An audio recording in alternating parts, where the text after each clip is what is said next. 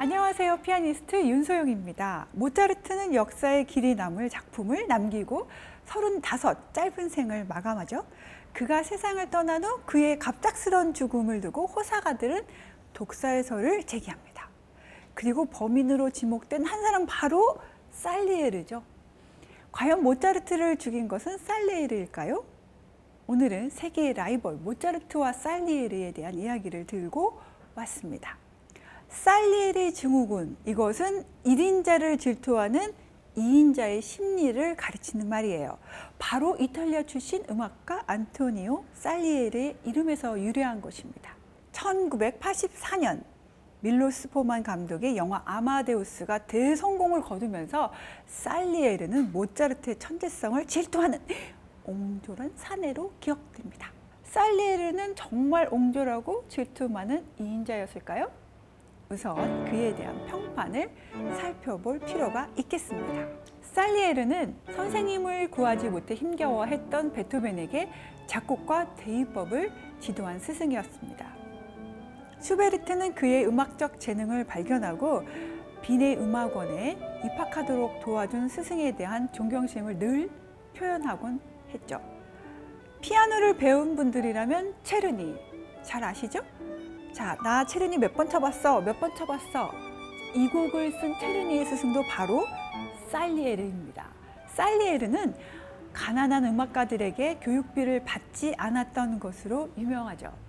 1750년 이탈리아 베네치아 공화국 레냐노에서 태어난 살리에르는 어려서부터 음악적 재능을 보였지만 14살에 고아가 됩니다. 힘든 시절을 보내고 있던 그는 작곡가 플로리안 가스만의 눈에 들어 오스트리아로 가게 됩니다. 그리고 당시 오스트리아의 황제였던 요제프 2세의 인정을 받아 24살 궁정 오페라 감독으로 임명되죠. 그리고 38살에 황실 예배와 음악 교육을 책임지는 카펠 마이스터의 자리까지 오르게 됩니다. 살리에르는 당시 음악가로서는 최고의 지위를 누렸다고 볼 수 있죠. 그렇다면 세계의 라이벌로 그려지고 있는 모차르트와 살리에르의 만남은 어떻게 시작되었을까요? 1781년 모차르트는 25의 나이로 짤츠부르크의 삶을 정리하고 빈으로 진출합니다. 당시 살리에르는 이미 제국의 궁정음악가로 확고히 굳히기를 한 상황이죠. 게다가 요제프 2세 황제의 든든한 지지까지 받고 있으니 모차르트는 굴러들어온 돌, 살리에르는 그야말로 빼내기 힘든 박힌 돌이었습니다. 모차르트에게 모욕감을 안겨준 사건이 하나 있습니다. 신성 로마 제국의 황제 프란츠 2세의 첫 번째 아내가 되는 엘리자베스 폰 비르덴베르크의 음악 교사가 되기 위해 지원했으나 살리에르에게 자리를 빼앗기고 말죠. 여기에서 끝났으면 다행인데 이듬해 엘리자베스의 성악 레슨을 맡고자 지원서를 냈지만 이 자리마저도 살리에르에게 빼앗기고 맙니다. 천재의 자존심에 금이 가는 소리 들리시죠?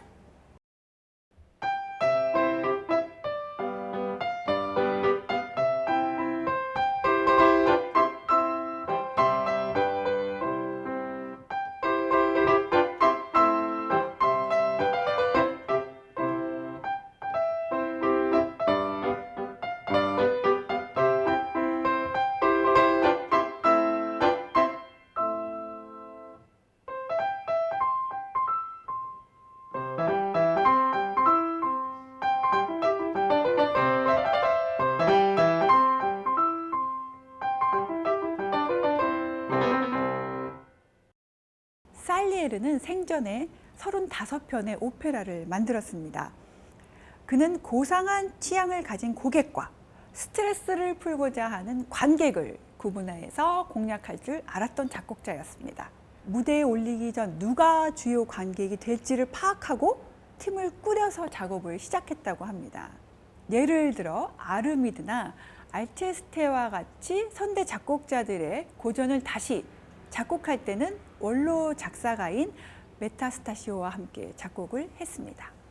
또한 오페라 부파를 위해서는 해악극의 대가였던 보케리니와 팀을 꾸렸죠. 한편 서민적인 소재로 오페라를 만들 때는 도미니코 포기와 함께 협업을 했는데요. 그 당시 흥행 보증수표였다고 합니다.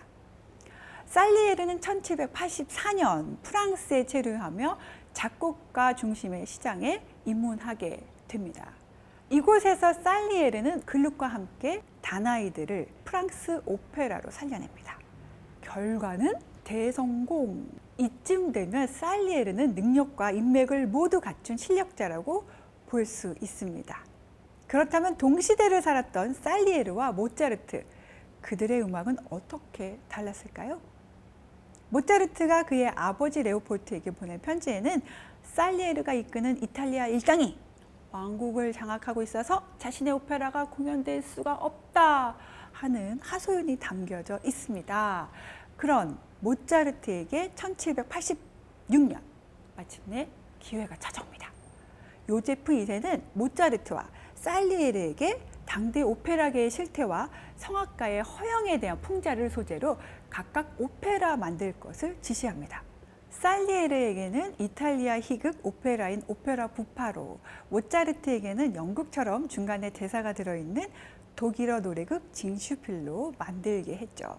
어쩌면 요즘 유행하는 경연 프로그램의 원조가 아니었을까요? 살리에르는 음악은 먼저, 말은 그 다음에를 무대에 올렸고 노래와 이야기가 잘 어우러졌다는 찬사를 받게 됩니다. 모차르트는 어땠을까요? 그의 작품 극장 지배인은 노래는 너무 적고 대사는 지나치게 많아서 매끄럽지 못하다는 평가를 받았습니다.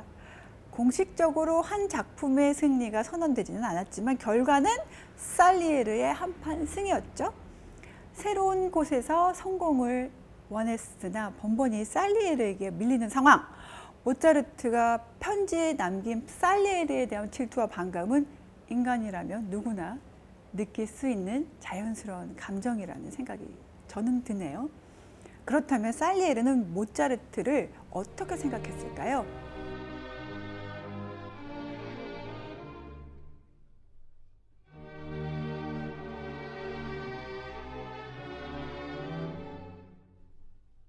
모차르트를 죽도록 싫어한 것은 사실이다. 살리에르는 모차르트를 처음에는 가까이 하지 않았다고 합니다. 모차르트가 감정 기복이 심한 데다 사회성이 좋지 않았기 때문에 살리에르뿐 아니라 동료 음악가들은 그를 환영하지 않았다고 해요. 혹시 악보를 통해 그의 성격을 짐작해 볼 수 있지 않을까요? 모차르트 악보입니다. 악보에 그린 여인은 오선과 음표들로 만들어져 있죠. 그렇다면 모차르트 진지하지 않았을까요? 모차르트의 서체를 연구하는 사람들은 꾹꾹 눌러 쓰려는 습관에서 감정을 강하게 표현하는 성격이었을 것이다 라는 분석을 합니다. 그리고 M과 N의 글씨체가 날카로운 것은 궁금한 것이 많고 질문이 많은 성격의 글씨체다. 그리고 글씨체가 오른쪽 위로 올라가는 것은 늘 새로운 것을 찾고 앞서가려는 성격을 보여주며, 아래로 기울어지는 것은 때로는 심하게 낙심하고 자책하는 성격이었음을 드러낸다고 예측합니다. 1785년 작곡된 이 곡은 대중에게 모차르트와 살리에르의 또 다른 관계를 보여줍니다. 사실 궁정악장이었던 살리에르는 자신의 오페라를 공연하는 대신 모차르트의 피가로의 결혼을 무대에 올렸는가 하면 요제프 2세를 이은 레오폴트 2세의 대관식에서 모차르트의 미사곡을 직접 지휘한 것으로도 알려져 있습니다. 사랑하는 내 콘스탄체, 내 새 오페라는 큰 성공을 거두고 있어. 어제는 살리에르와 까발리에리가 다녀갔어. 그들은 마술피리아 말로 위대한 왕을 위한 성대한 축제에서 공연될 만한 작품이라고 칭찬하거든요. 서곡부터 보라보를 외쳐대더라니까. 1830년 푸시킨은 모차르트와 살리에르를 주인공으로 희곡을 쓰고 1898년 림스키-콜사코프는 이 이야기로 오페라를 만듭니다. 그리고 피터 셰퍼의 희곡 아마데우스를 바탕으로 1984년 영화 아마데우스가 개봉되죠. 더욱 다듬어지고 날카로워진 작품들은 살리에르를 모차르트를 죽인 범인으로 몰고 갑니다. 살리에르가 이 사실을 안다면 명예훼손으로 소송을 걸어도 시원치 않을 일이 아니었을까요? 살리에르는 별과 같았던 모차르트의 삶을 더욱 빛내주는 어둠으로 남았지만 그도 한 시대를 풍미한 위대한 작곡자, 연주자, 그리고 빛나는 또 다른 하나의 별이었습니다. 다음 시간에는 모차르트가 남긴 불후의 명곡들과 함께 찾아뵙겠습니다.